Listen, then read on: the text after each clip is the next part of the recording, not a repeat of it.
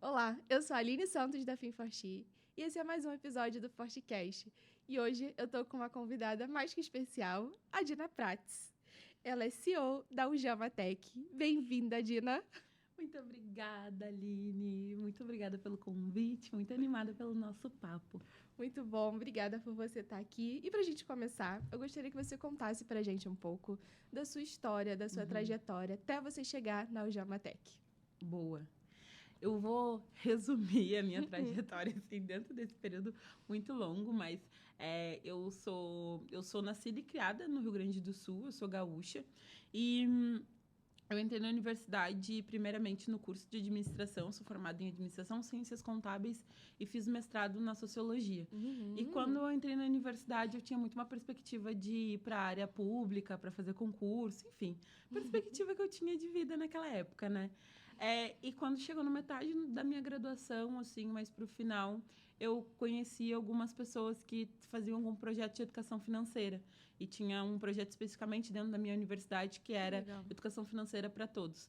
E esse projeto, ele era quase uma disciplina de extensão e me possibilitou adquirir conhecimento sobre e entender um pouco mais sobre educação financeira. E eu fiquei muito instigada, assim, naquela época, pensando, tipo, como é que eu posso aprender mais? Até porque sempre quando eu tive conteúdo de mercado financeiro, de investimentos, era sempre aquela lógica ainda muito tradicional, muito distante da realidade que eu venho. Eu venho da periferia de Porto Alegre, então é criado por uma mãe solo com mais duas filhas, né? Então eu sempre fomos nós entendendo muito o que era a necessidade do mundo. E no final dessa graduação, a partir desse projeto, eu comecei a fazer um projeto de educação financeira externa, que era ajudar algumas pessoas a organizar suas finanças. Legal. O que era um projeto virou um curso. E esse curso, ele foi criando corpo, foi criando mais fama. Na verdade, eu trabalhava numa empresa como CLT, eu era assistente financeiro. E eu sempre me incomodei porque eu fazia as finanças da minha chefe, eu organizava a vida financeira dela, eu organizava a vida financeira, todo o financeiro desse setor, especificamente, mas não via muita possibilidade ali para mim, né? Então eu Sim. resolvi sair, assim, dizer, tipo, olha, gosto de trabalhar aqui, mas eu quero muito mais. E fui para o mestrado. Eu acabei a administração, estava trabalhando nessa empresa, estava já no final da graduação de Ciências Contábeis, eu fiz as duas graduações juntas. Eu era Muito nerd. Contando hoje, eu dou risada, mas na época eu fazia 12, 13 cadeiras por semestre trabalhando, E como que porque você fazia isso? É um milagre? eu não sei, Aline, porque eu morava na periferia de Porto Alegre, eu estudava de manhã no IPA, fazendo administração, trabalhava à tarde e estudava à noite na Federal, né? Que eu tinha Meu entrado Deus. nas ciências contábeis. E eu fui levando isso durante todas as graduações, assim, terminei as duas, mas Juntas? as duas juntas, assim, terminei a primeira administração, depois mais uns anos terminei a segunda. E dentro do final das ciências contábeis foi que eu entendi que eu tinha muito esse contato com a educação financeira, que eu gostava muito sobre falar sobre gestão financeira. A contabilidade, ela trouxe uma perspectiva muito importante de entender o quanto que a contabilidade era transversal na vida das pessoas, mas ela ainda não era acessível. E aí eu fui para o final dessa graduação tentar um mestrado, fui para sociologia, uma área completamente diferente, Mas fui que faz muito estudar. sentido no final. No final tá tudo conectado com as coisas que eu faço hoje. E minha pesquisa de mestrado era estudar trajetórias de empreendedoras negras em Porto Alegre. E o objetivo era muito entender. Eu fiz um TCC sobre gerenciamento, sobre ferramentas gerenciais para microempreendedores e fui entender a relação que tinha com o negócio e com o empreendimento, onde é que começava esse empreendedorismo, que não era só empreendedorismo por necessidade, mas era para o empreendedorismo por entender uma construção de mercado diferente do que estava posto. E nesse percurso de fazer o mestrado, estudar um pouco mais, sair dessa empresa, eu comecei a fazer muitas consultorias financeiras, ajudar as pessoas, né, dentro disso. As pessoas pediam ajuda da parte contábil, eu fazia algumas coisas em paralelo com o mestrado. E quando surgiu uma oportunidade de criar um curso de educação financeira para um projeto específico, eu criei esse curso, foi daí que tinha conexão ainda com esse primeiro piloto, né, que eu tinha participado. E quando veio, eu estava dentro de um negócio. Uma hora eu estava procurando emprego, uma hora Não, tinha você já pessoas... estava. Eu estava pessoas buscando, dizendo, Dina, eu ouvi falar que tu me ajuda com consultoria, enfim. E eu comecei a buscar mais formações nessa área, assim, né? Então, já estava dentro do mestrado, mas eu falei, como eu posso aprofundar meu conhecimento de educação financeira? Então, eu fui buscar a formação de educador financeiro. Foi uma das primeiras vezes que eu vim para São Paulo, inclusive, fazer a formação tudo por conta própria, assim, né? Trabalhava, sempre empreendi, fazendo várias coisas ao mesmo tempo. Eu já vendi pipoca, eu já vendi cabelo, eu já fiz várias coisas nesse meio tempo. Mas foi esse caminho que realmente me trouxe até aqui, porque comecei com as consultorias, elas viraram cursos, depois virou um piloto muito maior, virou a criação de conteúdo. Comecei a atender todo o Brasil com a consultoria financeira. Legal, meu trabalho começou a expandir, comecei a fechar em projetos com empresas. Então, foi um trajeto que foi um pouco diferente do que muitas vezes as pessoas acham. Quem é que te trouxe? Então, gente, muitas pessoas. Mas o que fez chegar? E aí, em 2023 para 2024, eu resolvi mudar o modelo de negócio. Porque eu entendi que a educação financeira ela era importante da forma como ela estava sendo feita, através da consultoria, mas a gente precisava romper e ganhar escalabilidade para a necessidade que a população tem, sabe? As pessoas não falam sobre dinheiro, elas não entendem muitas vezes por onde elas querem começar, e a gente precisava unir duas coisas, né? A essência que a gente traz do nosso trabalho de metodologia de educação financeira e trazer a tecnologia junto para garantir que isso, né, chegasse lá na ponta. Então, por isso, eu criei o Jamatec, com esse intuito de levar a educação financeira conectada com a tecnologia para que isso fosse mais acessível e trouxesse qualidade de vida para as pessoas. Muito legal. E eu fiquei com uma curiosidade. Quando você diz chegar a tecnologia na ponta, é um aplicativo, é um programa para que as pessoas possam cuidar ali das suas finanças através do celular, é isso? Boa. Hoje, a gente estava inicialmente pensando num aplicativo, só que tinha uma questão, né? Existe uma grande necessidade de letramento digital. Assim como a gente tem que ter o letramento financeiro, tem o letramento digital. Criar mais um aplicativo não ia dar conta. Então, a gente resolveu fazer por dentro do WhatsApp. Hoje, a pessoa pode receber toda a trilha educacional pelo WhatsApp. Ela conversa, é um modelo como se fosse um chatbot, né? Então, a gente chama ela de Ujaminha. Ela tem uma carinha, assim, muito fofinha. E ela vai conversando contigo e vai trazendo as trilhas sobre bem-estar financeiro, sobre controle financeiro, sobre investimentos. E fazendo com que o usuário, ele responda coisas também sobre o seu contexto. Além disso, a pessoa pode tirar dúvidas. Tudo com um tom de educação financeira próximo. Então, não é necessariamente uma inteligência artificial só que vai, responder coisas padronizadas, sabe? Faça isso, isso e isso. Ela vai te fazer mais perguntas. A gente queria sempre trazer um nível de personalização dentro dessa inteligência, uma humanidade também, né? Que isso Exato. Mas dentro de uma ferramenta que está na mão de 98% dos brasileiros. E agora a gente está trabalhando numa segunda versão, que é a versão web, né? E é num linkzinho que a gente consegue conectar dentro da plataforma do cliente ou dentro de um aplicativo, por API, e também sobe uma janelinha lá de chatbot e a pessoa recebe o conteúdo, podendo ter o acompanhamento da trilha educacional. Muito legal. Parabéns. Obrigada. E aí, olhando, né, para todas essas ações que você tem feito, né? Essa é uma das formas que você usa atualmente para se conectar, apoiar e incentivar outras mulheres que vêm, assim, na sua trajetória?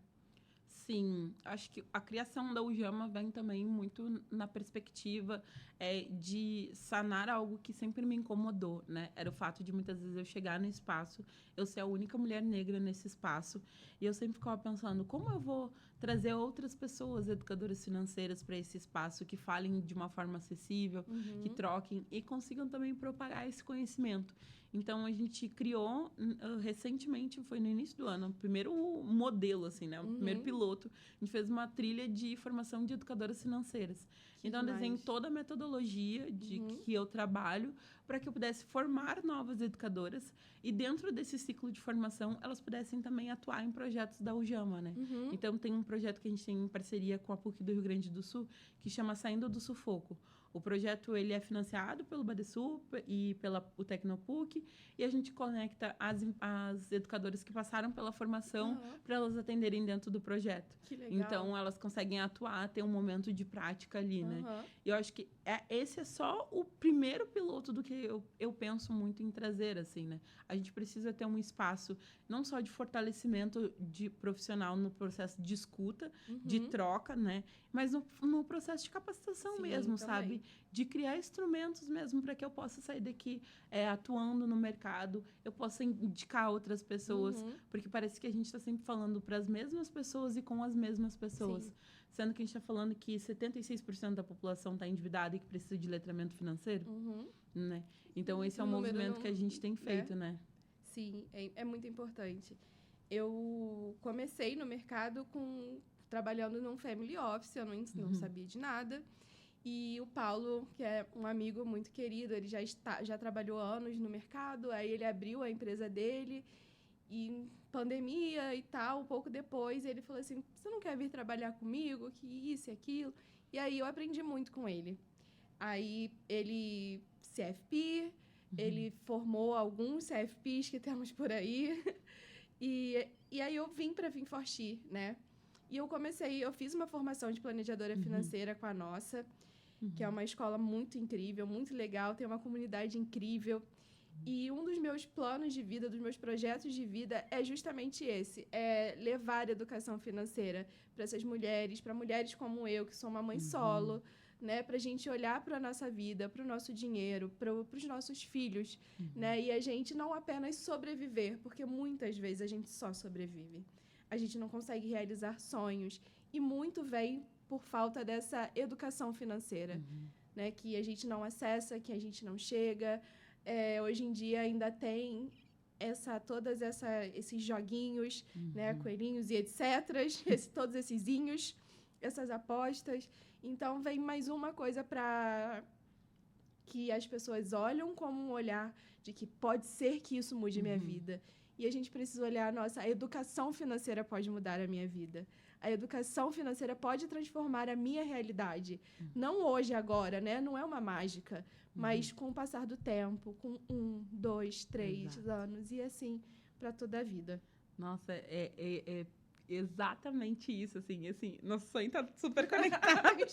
Porque, e hoje tem um ponto, acho, Aline, que é uma das coisas que eu converso muito com a minha mãe, assim, né? Eu sempre falo nos lugares onde eu passo que a minha mãe é a minha maior referência de educação financeira, por me dizer a importância de investir em educação primeiramente.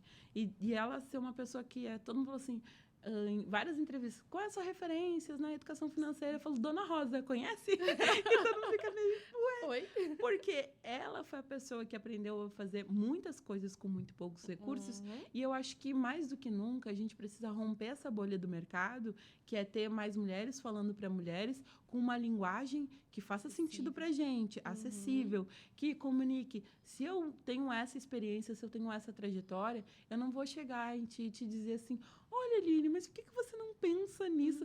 Trazendo um tom, às vezes, muito meritocrático, distante da realidade das pessoas. Então, acho que essa conexão que a gente produz de pensar a formação de novas pessoas e como a gente leva toda a comunicação da educação financeira, esse letramento financeiro para a ponta, vai trazendo uma outra dimensão. E eu realmente acredito, assim, eu sou a pessoa, assim, que literalmente eu acredito no impossível, assim, né? Eu acho que mudança da realidade das pessoas, a educação financeira, ela tem um impacto muito profundo, assim.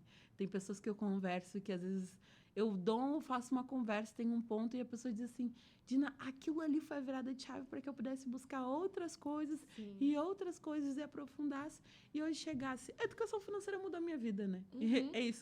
Não existiria a Dina aqui dessa forma, como está hoje, fazendo as coisas que faz e realizando os sonhos que realiza, se não tivesse também educação financeira, assim, então... Com certeza. Eu sou super fã. Suspeita para falar. E, né, falando da sua história, né, pessoal, o que ela te ensinou sobre resiliência e perseverança na luta por igualdade de oportunidades? Boa.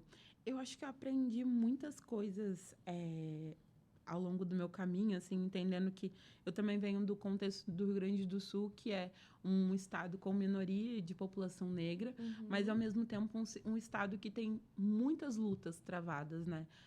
Na área educacional, na área da saúde, no mercado de trabalho. E eu digo que eu fui forjada nesse contexto, me ensinando em que eu precisava resistir, eu precisava ser resiliente, entender que muitas vezes eu ia cair, mas eu precisava levantar e entender quais eram as próximas etapas, assim.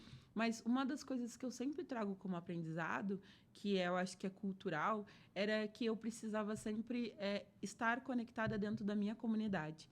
E se todos os espaços que eu frequentasse, né, e que eu fosse referência, eles são importantes. Mas se eu não tivesse a minha comunidade por trás, né, Sim. focada, me impulsionando, me apoiando, as coisas iam se perdendo, porque é um mundo muito desafiador. Tem momentos que você tem muitas oportunidades e tem momentos que vem a estrutura e puxa o seu tapete.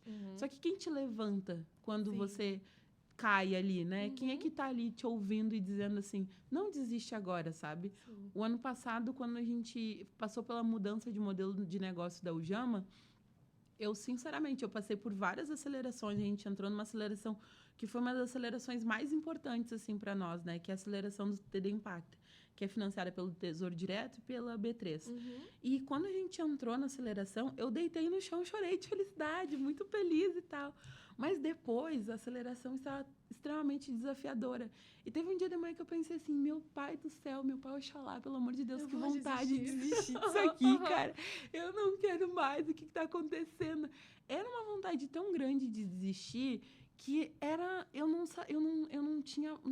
não achava lugares e nem ferramentas Pra ao meu você. redor para conseguir sair, sabe? E aí eu lembro que eu conversei com a minha mãe, né? Eu tava conversando com a minha mãe e a minha mãe mandou uma mensagem, assim, tipo, na hora, assim. Minha mãe, a gente tem uma conexão espiritual que ela manda, às vezes, e ela falou assim, minha filha, como é que tu tá? E eu falei, mãe, tipo, tá difícil, tá.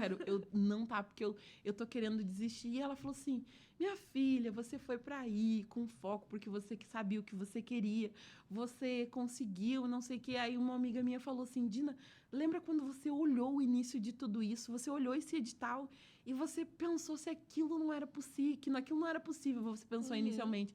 Agora você tá dentro, você precisa resgatar essa energia aí. Vamos respirar e vamos. E aquilo foi tão importante. Então, eu acho que eu aprendi a ser mais resiliente, mas olhando para minha comunidade e cultivando essa comunidade, né? Que a comunidade não é uma coisa que a gente vai lá e só procura ajuda e volta. Você precisa também nutrir esses espaços, assim. Então, se eu pudesse dizer, né, quando as pessoas me perguntam coisas, quem são as suas referências, quem são as suas bases, eu falo assim, são pessoas pretas no Rio Grande do Sul, entendeu? São eles que me disseram para eu acreditar. E quando eu não estava acreditando na Dina, teve muito mais gente que acreditou, assim, as pessoas entravam nas coisas e diziam assim, nossa, que incrível! Eu falava, gente, eu não morrendo, não tô acreditando. Nossa, Dina, mas você foi perfeita. Eu falei assim, Maravilhosa. e eu falei assim, gente, vocês não estão vivendo a mesma realidade que eu. Então, acho que esse é o processo do meu aprendizado profissional e pessoal, assim, né? Não existe CNPJ sem uma pessoa física fortalecida e impulsionada, assim. Então, eu aprendi tudo isso, assim, no meu decorrer. E hoje eu sei que tenho muitas barreiras ainda para vencer, mas eu tô num caminho com muito mais possibilidades do que eu tinha antes, assim. Sim. Abrindo portas também. Muitas. E empurrando outras, né? Com certeza. Chutando algumas. Aí essas aí a gente vai. A gente vai que vai. Através da força da nossa comunidade, da nossa família. Sem ela, não dá. Não dá. É isso. E a gente tá aqui se encaminhando pro final, infelizmente, que eu ficaria aqui conversando com você há muito tempo, eu teria muitas coisas para perguntar. Mas eu gostaria de saber de você um filme, ou série, ou livro que te inspira, que você olha assim e fala, nesses momentos, né, que você olha e fala assim, não, é isso aqui que tá me inspirando e que me faz continuar. Boa.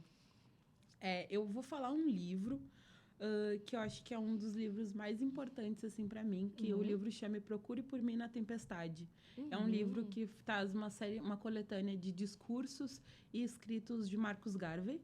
E esse livro, acho que ele muda a minha forma de pensar, assim, no mundo, assim, né? O Marcus Garvey era um homem negro jamaicano que vai para os Estados Unidos muito na perspectiva de construir organizações que fomentem o progresso de pessoas negras. É isso em 1920, mais ou menos, muito tempo. Mas eu acho que quando eu li o livro, eu entendi que tinha coisas que eu precisava lidar dentro de uma estrutura racial e eu precisava ter as minhas próprias estratégias para viver e construir coisas nelas de forma mais autônoma. Escolher literalmente as minhas batalhas. E o outro que eu acho que eu vou indicar, eu vou falar só sobre livros, tá? Mas eu acho que é Primavera para Rosas Negras, que é um livro que também traz uma coletânea de textos da Lélia Gonzalez. E eu acho que a Lélia, ela rompe uma perspectiva num espaço temporal, assim, né? Que é constituir o pensamento de mulheres negras, falando da nossa luta e a importância de construir o bem viver, assim, né? Nesse espaço que muito vai nos aniquilando, assim. Sim.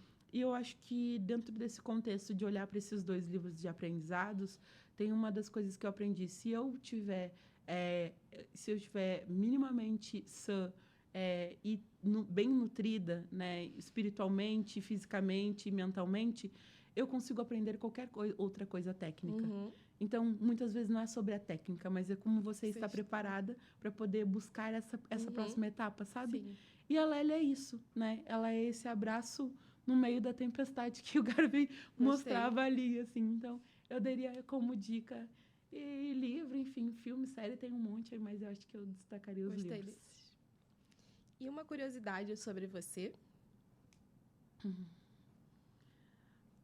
Grande parte da minha adolescência e da minha juventude, eu estudava para entrar na escola militar. E eu achava que minha única perspectiva de vida era essa. Eu pagava cursinho porque eu achava que não tinha outra possibilidade além do supermercado e a escola militar era a única possibilidade para mim, assim. Então, quando eu falo para as pessoas que eu estudei, eu fiz prova há muito tempo.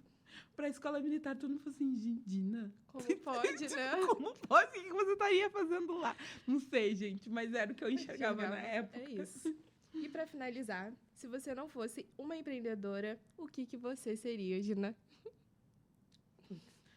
Essa pergunta me pegou, né? Primeiro eu pensei em herdeira. Mas eu falei, não dá, Gina, para de deboche. Mas eu acho que eu trabalharia com alguma coisa, eu acho que pensaria, tipo, como se fosse, sei lá, agente de viagens. Eu gosto muito de viajar, eu gosto muito de explorar lugares. E eu faria alguma profissão que tenha voltada para turismo, alguma coisa na área de viagens. Não sei se é agente de viagens necessariamente, mas eu acho que é alguma coisa relacionada com isso. Muito bom. Gina, que delícia. Muito bom te receber aqui. Muito obrigada. Ouvi um pouquinho da sua história e me tocou em muitos momentos. Obrigada, viu? Eu que agradeço, Aline. Muito obrigada pelo convite.